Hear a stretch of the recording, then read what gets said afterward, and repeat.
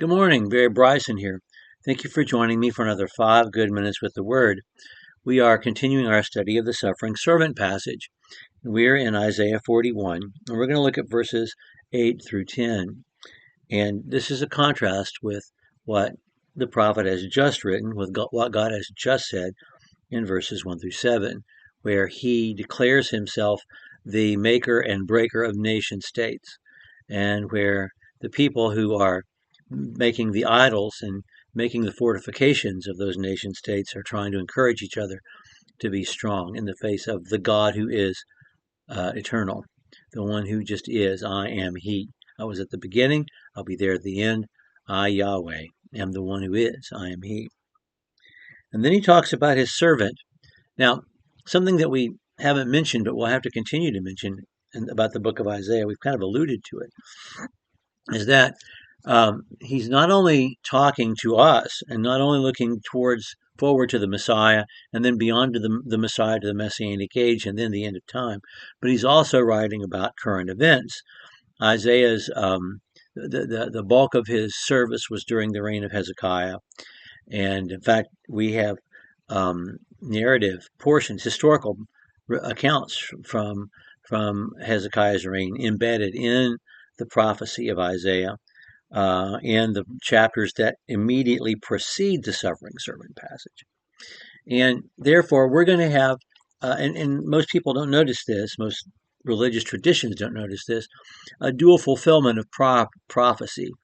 And so sometimes the servant can mean not the Messiah, but mean the nation of Israel, because the nation of Israel is God's servant.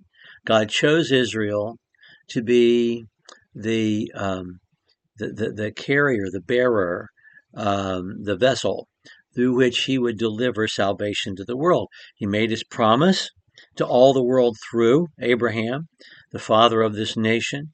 He made the promise to David that the throne, their king, that the throne would be eternal. He kept both promises in Jesus. And so the nation of Israel is indeed a servant to all the world in the way Joseph was a servant to the whole family. God took special care of Joseph because through Joseph he preserved the whole family, particularly Judah, who's the forefather of Jesus. And the Jews, the Jewish nation, Israel it plays that role too.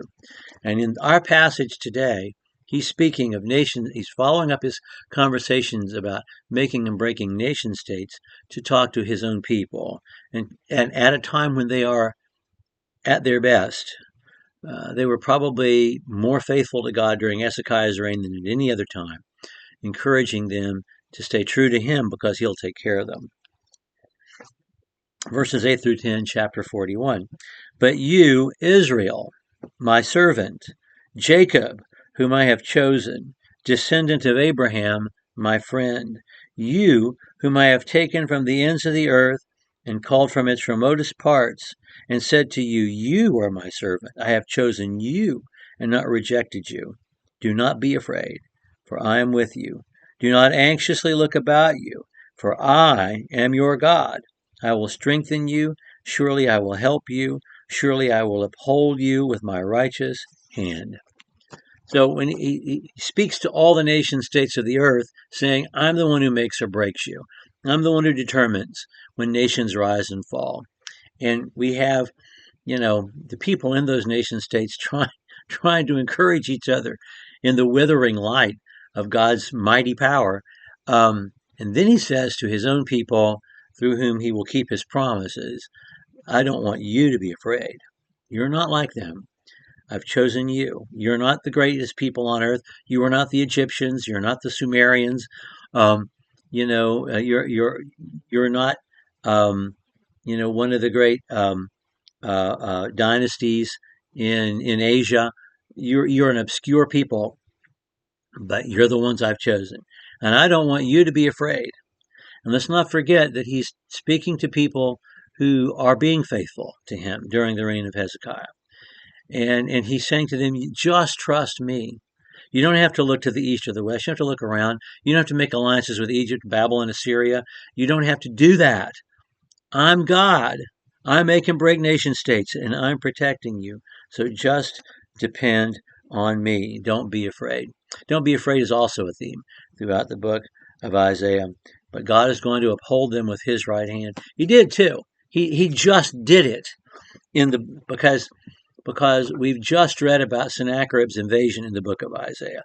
When the Assyrian army, with an expeditionary force of more than 200,000 people, invaded Palestine, destroyed Syria, destroyed the northern kingdom, took the southern kingdom all the way to the walls of Jerusalem. But then they prayed to God for deliverance. And in one night, one angel killed 185,000 soldiers. And the Assyrian army had to skulk back to Nineveh.